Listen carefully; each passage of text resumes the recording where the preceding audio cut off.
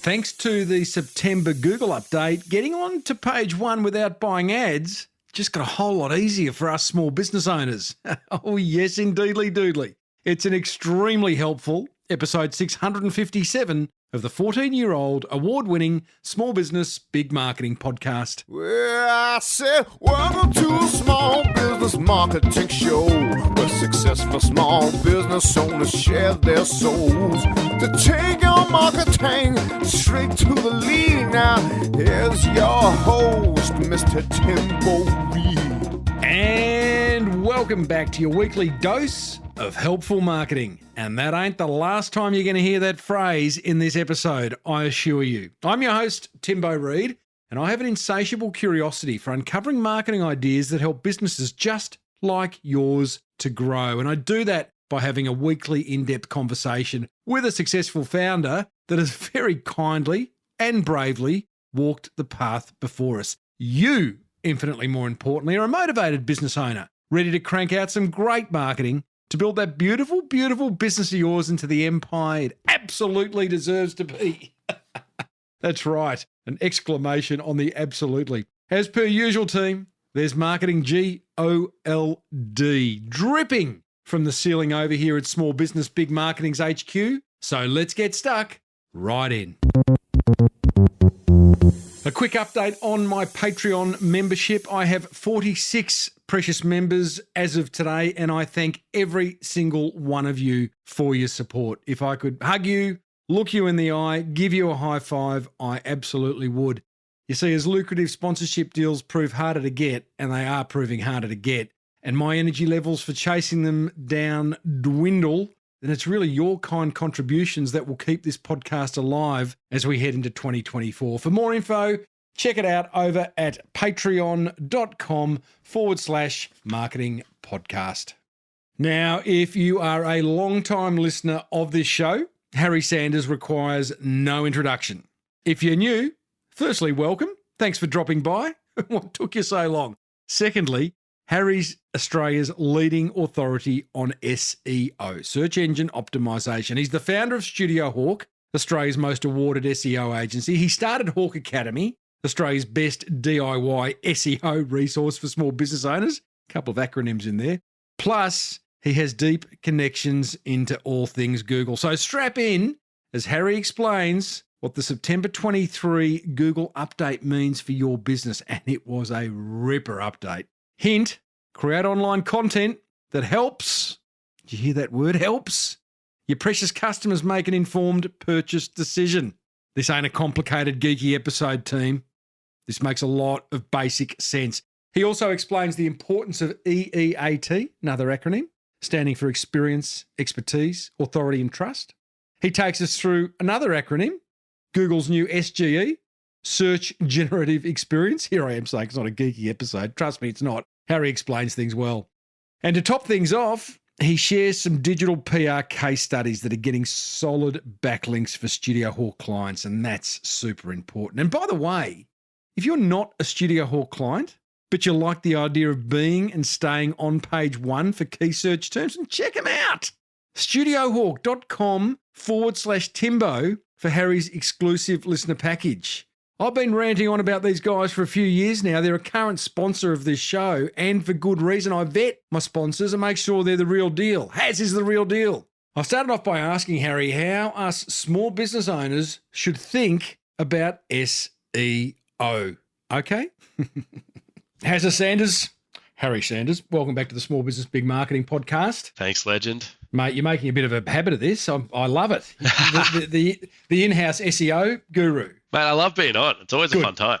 Good on you, mate. Well, you're off to the UK tomorrow, and I don't want to hold you up, but I do want to find out about all things SEO. We're nearly in November 2023, heading into 2024, and I want to know what my precious listeners can do from an SEO point of view.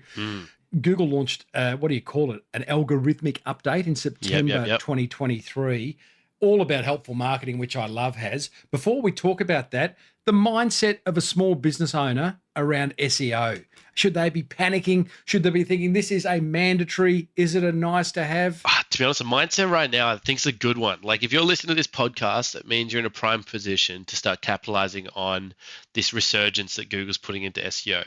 It means all the outdated crap that competitors are thinking, you can leapfrog if you start thinking about like this new age of SEO. Okay, the new age of SEO being helpful content? Helpful content, building amazing. a brand. So it's crazy, Timbo. It's almost like helping your customers find what they want is actually a good strategy. Harry, you are talking nonsense, man. Hey? Are you sleep deprived? I mean, honestly, we have been talking about this, I don't know, for as long as I can remember. I've written a book on helpful content called The Boomerang Effect. I mean, the helpful content update, it was September 23.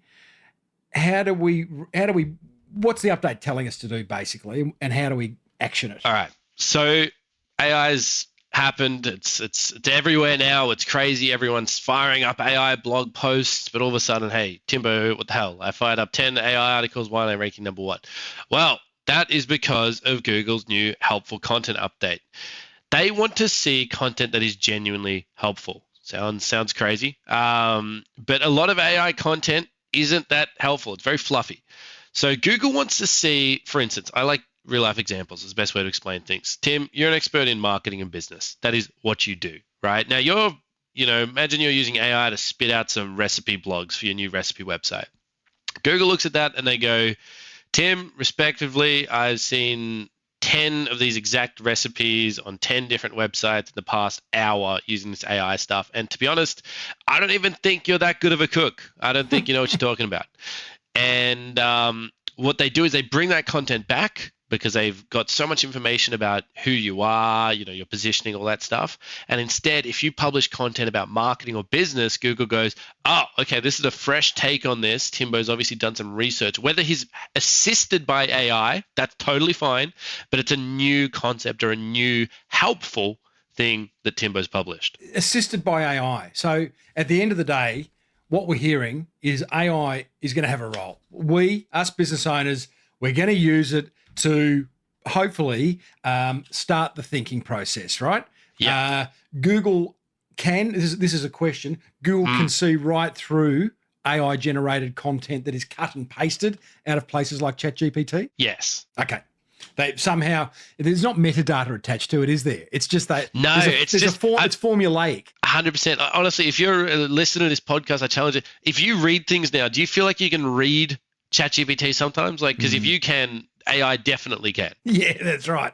Okay, so going back to being helpful, because I mean, this just doesn't, whilst it's an update from only a month ago, it just doesn't seem new, but maybe because we've been talking about it on this show for so long. So do you want to just cite a couple of examples maybe of clients of StudioHawk or just stuff that you've seen around the traps that you go, that has nailed it? Yeah, sure. So we did a couple of tests at the start of the whole ChatGPT craze just to see, how things were tracking up. Because we've got content writers, we've got people that produce content. If AI is there, do we need these people?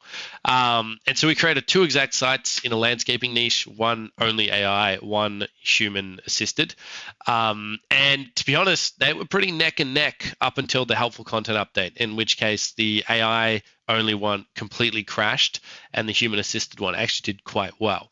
And we're seeing a lot of examples of websites skyrocketing by just firing up tons and tons of pages, landing pages based on AI that have crashed from this helpful content update.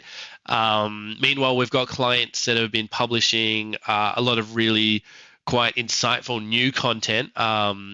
Actually, one brand that's done really well is Vodafone, who's publishing a lot of content in that space, and they've seen a massive gain off the back of that helpful content. So I think small businesses as well, we've got a lot of small business clients that have done well off the back of, there was a plumber, national plumber we're working with, and we told them to publish some unique content about unique twists and takes on the Australian plumbing systems and what, common tips and tricks that homeowners could know. And that took off because that's not the kind of content that AI can produce. AI doesn't know this stuff. This is where you as a plumber, that craft, that trade. that is the beauty that you can kind of put into your writing. I just want to go back to the landscape example because that's apples with apples. So you created a website, 2 websites. One that was every piece of content on it was generated by AI. The other one was human assisted. What does human assisted? What does that look like? Walk us through that process. It basically means we would do like a blog brief. Like humans would create a brief of how this should look, what titles, topics we should cover based on like keyword research and all those other crazy concepts in SEO.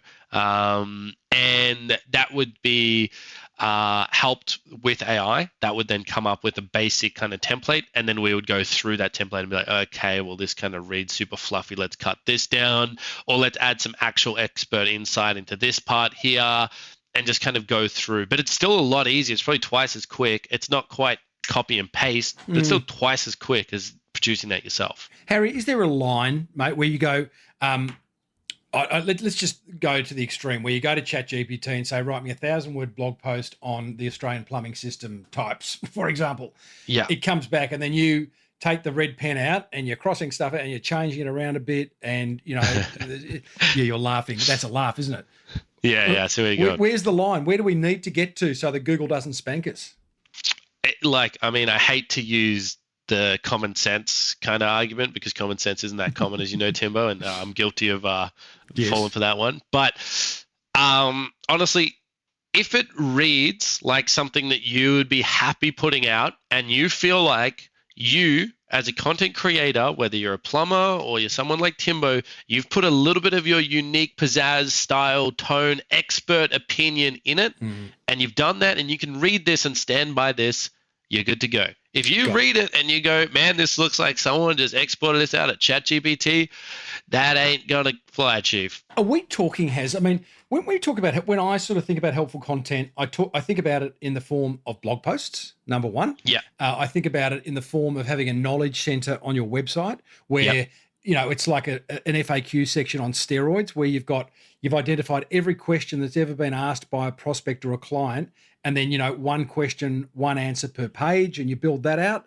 That's helpful. Yeah. What about the other pages of the website? Not the posts, but the sales pages and the services page, and are they helpful pages, or are they by nature salesy? They all can be helpful pages, like your About Us page. I see a lot of people without an About Us page. If you're listening to this, you don't have an About Us page, dude. Pause this right now and build an about page. Put your certificates, awards you've won, qualifications, when the business was founded, what you do. Put your team members on there. We've got an about page at StudioHawk that you can look at to get some examples, and we're ranking pretty well. StudioHawk.com.au/Timbo. Get amongst it. That's it. So that all pages can be helpful. Like pages should serve a purpose. Location pages. If you've got multiple locations, you service multiple areas, you absolutely should have location pages, and they should be helpful pages. Okay, so how do you make a location page helpful? I mean, it's helpful simply by saying where you are. Amazing how many businesses don't. So that's helpful, but is there an additional layer of helpfulness? So we have a Melbourne and Sydney page, right? They rank really well for like SEO Melbourne or SEO Sydney. And that's helpful to people to know that we're in Sydney. And here are some of the Sydney clients we have. So you're not going to be our only client in Sydney. And we've got a team there and they're going to service you. That as a user is super helpful. It can seem salesy, but realistically, if I'm in Sydney, I want to know, hey, these guys are in Sydney. They're going to look after me. There's a great phrase, tell, don't sell. And so that's really interesting how on a location page, hey, we're in Melbourne and Sydney. Hey, we've got these clients in these states. Hey, here's some testimonials from clients in these states. And it almost, you're flicking it. You're still delivering the same information, but it's done in a helpful way, not in a salesy way. I love that. 100%. So we can do it on posts. We can do it on pages. We've spoken a lot about the content, the messaging side of things. What about the medium side of things? Delivering helpful content, blogs, podcasts, YouTube channels, social media platforms.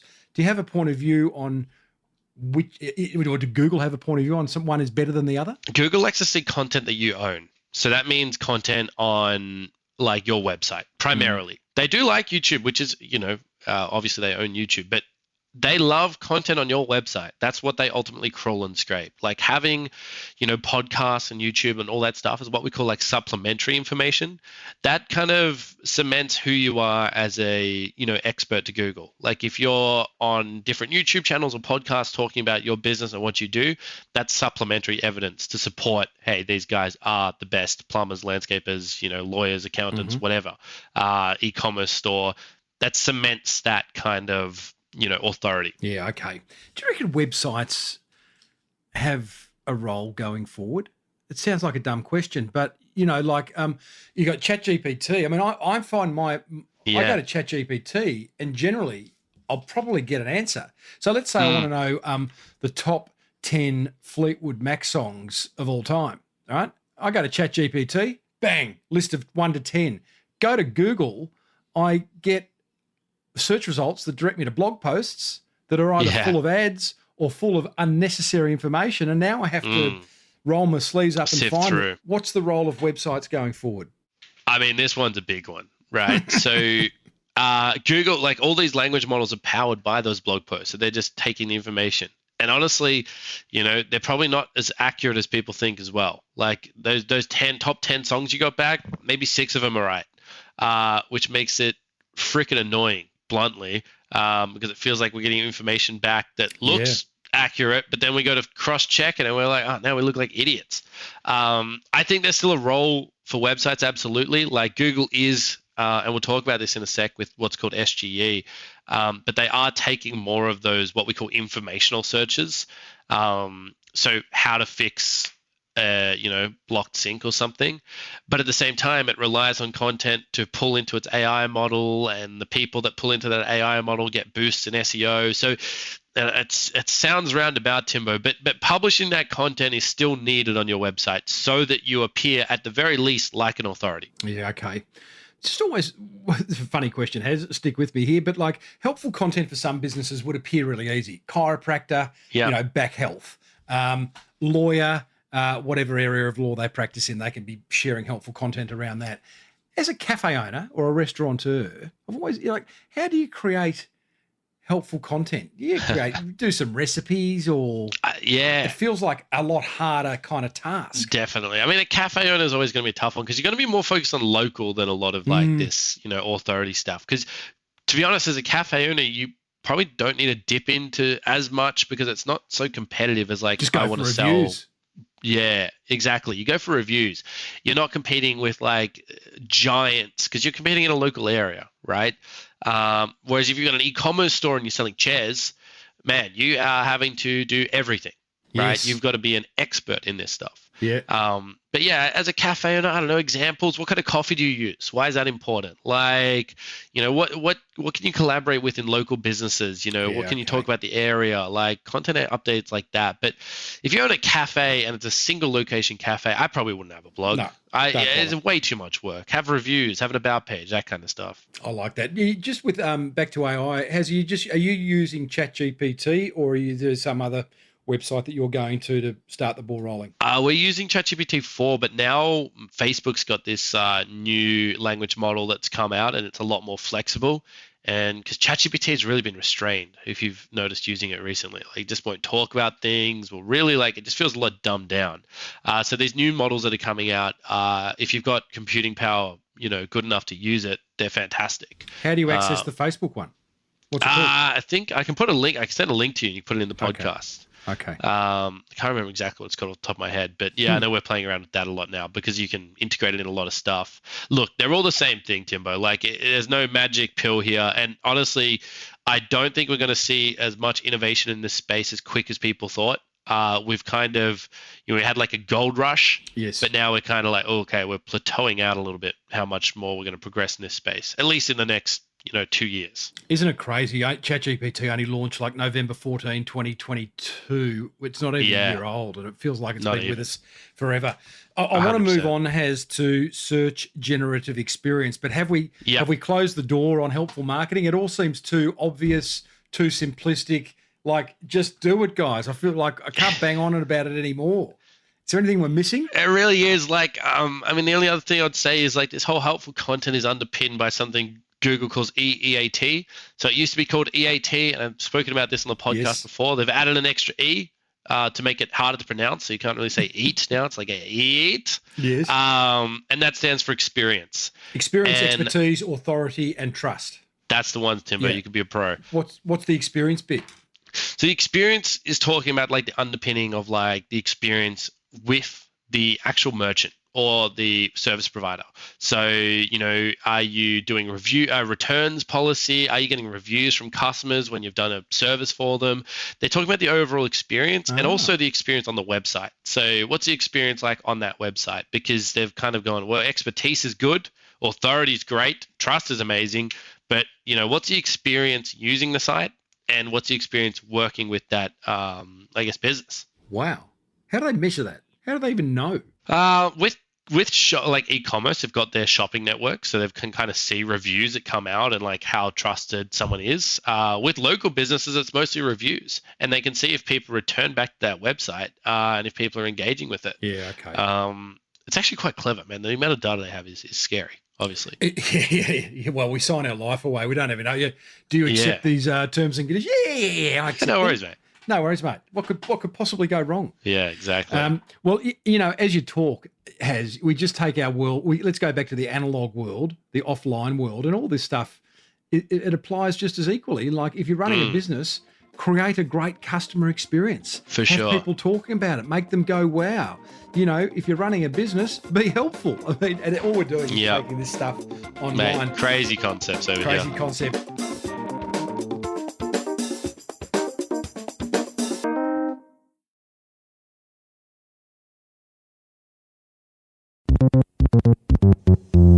What is Google's new search generative experience? All right, this is a bit of a bomb that Google's dropped. So we got special access to this for the past 2-3 months. So we've been playing around with this a lot. Now, SGE or Google's new SGE experience is basically ChatGPT in Google search. So for 23 years, Google's had the 10 blue links, some sponsored ads in there, and whatever. Now, they add a little box that you can click. It doesn't do it automatically, but a little box, and it will run that query using Google's, Bard technology. And so it'll come back and give you a mini ChatGPT answer based on the results it found. And it will kind of cite the different sources so that you can go dig in and find some more information. SEOs are pretty divided by this one. I think businesses are going to be too, because it means that there's probably going to be less clicks on your website for those informational searches, which is, you spoke about in that role of websites moving forward. Mm-hmm. However, people are still going to ultimately, people can't purchase products off Google. They can't use services off Google. They will ultimately still go to a provider. Now, it begs the question, how do I then optimize for SGE? Is this all this SEO stuff I've been doing been wasted? Well, no. SGE is still based off, getting backlinks, having authoritative content, helpful content, having expertise. It's just a little bit harder to track how you're ranking, which is a problem for us SEO nerds to figure out how we track that and report that to clients. But it certainly looks like Google's putting a lot of eggs in this basket. Search generative experience. I don't quite understand the terminology. I think I haven't seen it on Google, but Microsoft Bing have got it right, where you go there. Yeah. It's quite overwhelming. We're used to sort of a search page that's got a field that you type in and hit Google, hit search and off you go. All of a sudden, Bing looks like something incredibly complicated. Is Google heading down that path? Google's looking to head down that path. So they just decommissioned the test that we were doing. I think there's times that this will be really applicable, like e-commerce shops. Yes. So if you search red bicycle and it gives me only red bicycles, and I can go to the shopping network and I can click on the listing there and then show me more like this. Now that's great for, anyone that's doing SEO for shopping. And if you've got an e-commerce store and you've got different variants of products or a wide catalog of stuff, this stuff is right up your alley. And you'll probably, if you move fast on it, make a lot of money as long as you've got your website shopping optimized and you've got some good SEO running through the site, because it's still the same fundamentals. But yet already, people are complaining. People don't like it. It feels cluttered. I don't need this on every query I have. Sometimes I'm going to Google for a specific reason. I don't want an AI answer to stuff, which is, usually pretty fluffy. And as we know, quite inaccurate. So it's very, also Timbo, from an economics perspective, very freaking expensive for Google to do. Yeah, very, right. Very expensive. And they've got no ad money from it. So I think this is just like a defensive countermeasure against ChatGPT. I know Bing thought that they would swallow up a lot of market share from this. Their market share hasn't moved, even though they were the first to market on this one.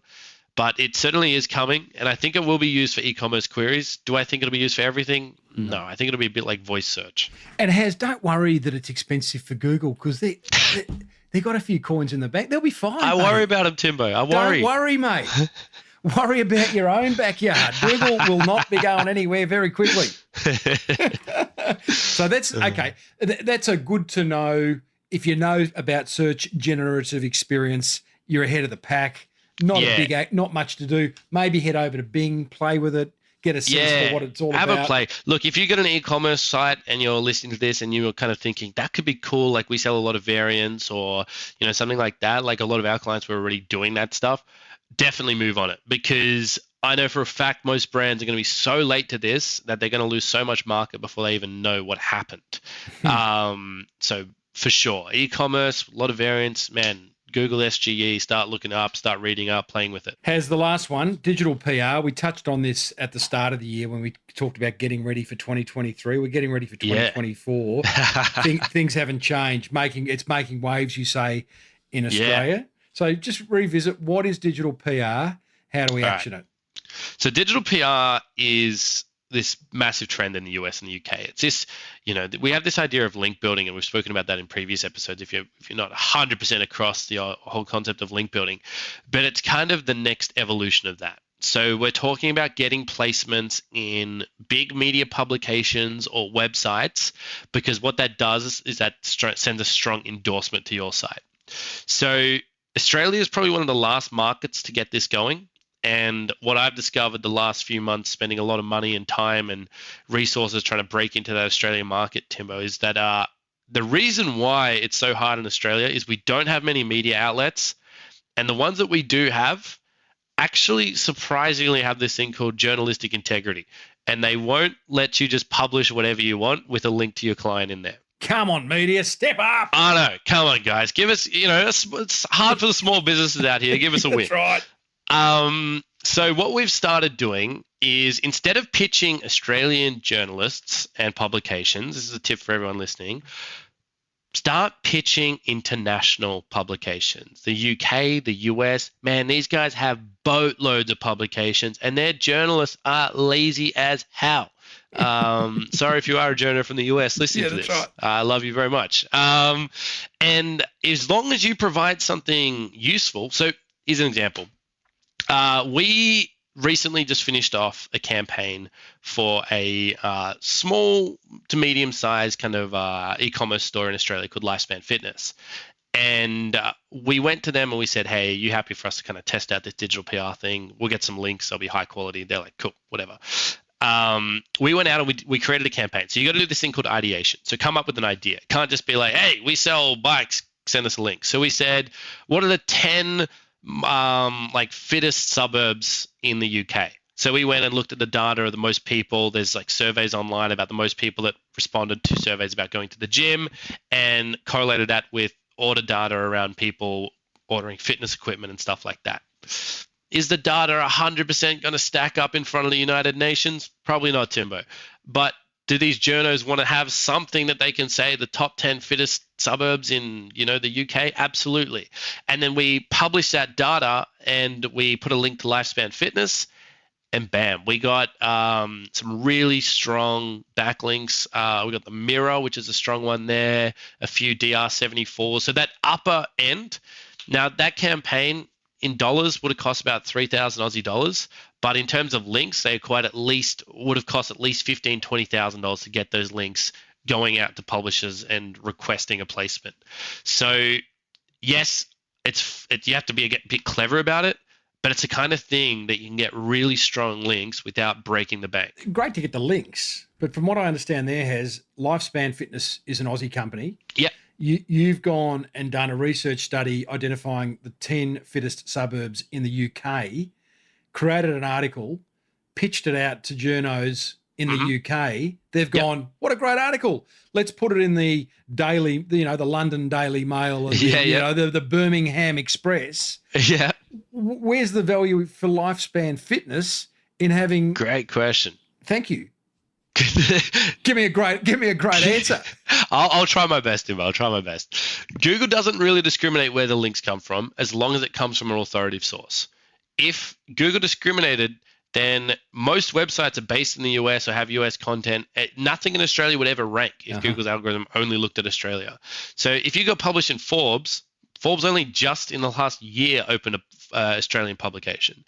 So would you say that Forbes link from America is not quite as good because it's not from Australia? No, you'd be like, Forbes is Forbes, that's authoritative. So the kind of links we're talking about are heavy hitters, and they do get Australian traffic, and it's not their primary audience, but it comes up. And even if they don't, it's still a very qualified kind of publication. So what you're saying is there's two parts to that. One, the ideal link is one that is local to wherever your business is, and is an authoritative site. If you if you can just get a link on an authoritative site, but it's sort of geographically irrelevant, don't matter. Just go for the link. Exactly. Like if you can get I don't know, someone local to link to you, like 9 News. Yeah, good luck and give me a buzz how you figured that out. But that would be fantastic because they're a really authoritative source. But the problem is they've got so few journalists, so many pitches for stories because Australia's big. It's bigger than we think. And there's just not that many outlets. Whereas you go to the US and UK, they're desperate for stories. They want stories. So, okay, I'm an accountant in Melbourne. I write a great article, a researched article about 10 undiscovered tax-saving tips for Australian businesses. Yeah. Is that going to be... See, that one's going to be... You're not going to get... Not international. Like, that one's the kind of one you could go to an Australian publication and you'd have to time it. Like, we'd call that reactive. You'd have to kind of... It's what we call planned reactive. Like, it's... Tax time. You would do that around tax time and you would pitch to publications to be like 7 tips that, these that could save Aussies thousands, right? We've all seen those crappy headlines.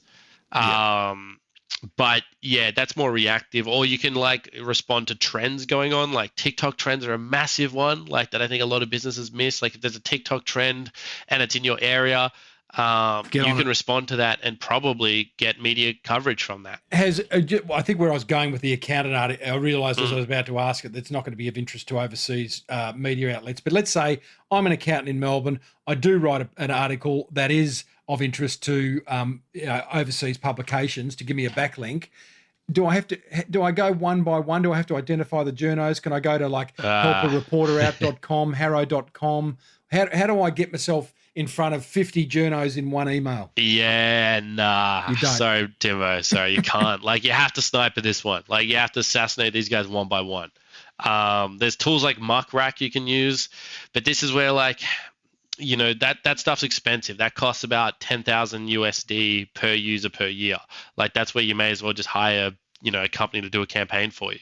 Otherwise, you have to go to the bottom of articles and look up to see if you can find their contact details. So go to inc.com, go to forbes.com, find the journos, go to the boilerplate at the bottom of the article. 100%. Then you have to find specifically what they write about and get the cut through. Look, I'm not going to lie, Timo. It is hard. It's nothing in life or in business is easy. But if you can get a good campaign, all right, great one for you. Originally when Banksy, had that article, that painting, and it got cut up and it got shredded. Yeah, shredded. Now, do you see all the follow-ups about that, about how it doubled in value after it got shredded? You saw that? That was a digital PR campaign. They worked, this guy, we actually hired him, a guy called Tom. And he worked with the local artwork valuation company. And all this news broke out. And he said to him, hey, called him up out of the blue. Hey, Timbo, what do you reckon this art's worth now? It's probably the same. No. I need you to say something good. Would it be worth double? Theoretically, could it be worth double? Art's subjective. It could be. Great. Boom. Ran with it. Went to the media. Got links from all these publications about how the artwork had doubled. Right? Now, if you can see something in your area and this can be as broad as possible, but this can go viral and get massive very fast. They started ranking overnight for artwork valuation in London and the UK. And last I heard about them, they were expanding to the US. I love those stories. A good reactive digital PR campaign, right? Wow. And yeah, but the other way of doing it is finding data, splicing it a little bit, and applying it to the locale that you're trying to get links from. To the business owners listening, of course, they can use StudioHawk, and we'll talk about what you offer in a minute, Has at studiohawk.com.au/Timbo. But the other option is for, depending on the business's size, it sounds like it could be worthwhile them hiring, whether it be a virtual assistant and or a writer/editor who is like lives inside Google Trends, who lives inside TikTok Trends, who's like identifying stuff that's happening all the time, and then working as a team saying, hey, listen, quickly write an article about this because it's in the news right now. And see, I think that's a good one. That'd be a pretty powerful little play. I think the only thing you need to do is you need to ideate the idea yourself.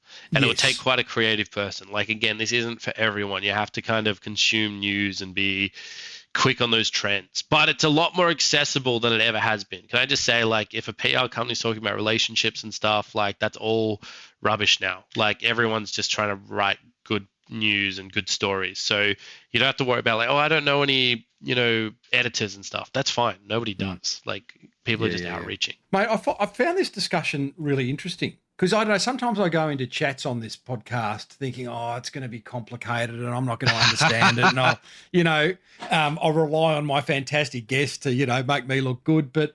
And I did go into this chat, I knew what we were going to talk about, but, thinking, oh, it's going to be complicated and Haz is going to drop acronyms and bloody metadata stuff, and all of which is important. But my big takeaway here, Harry, is do what you do in real life, be helpful, offer great experiences, create and share good news.